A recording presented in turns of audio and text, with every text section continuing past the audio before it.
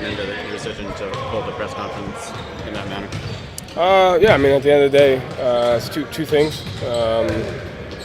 There's 15, 20 possessions that we have to be better at.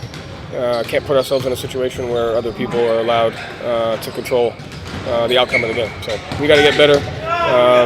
That middle of the third quarter, I think they went on like a 10-2 or something to that effect. Right? We go down 10 points, we go down 13 points. Do a great job of battling back.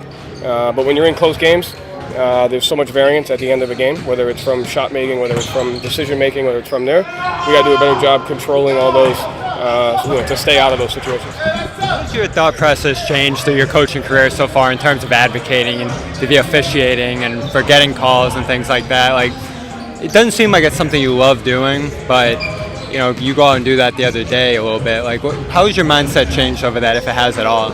I don't really put too much thought into it. I mean, again, it's a balance because at the end of the day, that's out of your control. There's really nothing you can do about it. But from time to time, there's always moments where I thought that was an obvious one. So just a balance there. At the end of the day, that's not the message to our team. Right? The message to our team was that run that they went on, coming out of timeouts, not turning the ball over, making sure we make our 2-on-1 reads.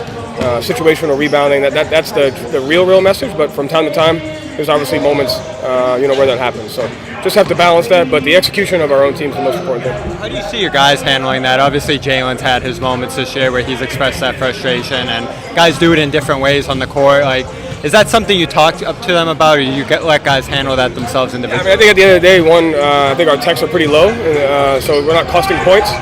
As long as we do what we need to do to stick to the process of winning, and we do a great job of not costing ourselves points, and then they handle it how they want to handle it. But for the most part, I don't think it's taken away from our execution and our mentality towards the game, which I think is the most important thing. Jalen has talked about how in good games against good teams there's inconsistencies.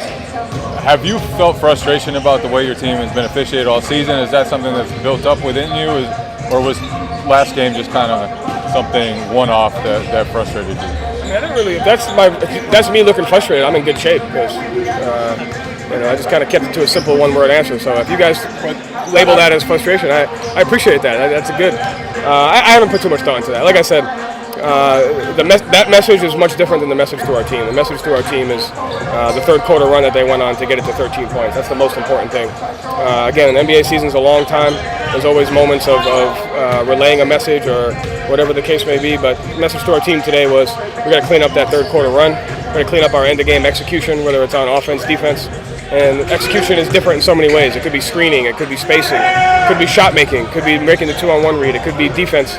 It could be situational tendencies on an individual player that we're guarding. So that stuff's the more important because you can control it over the course of a long haul. You didn't see Tyler Hero and Wiggins last time around.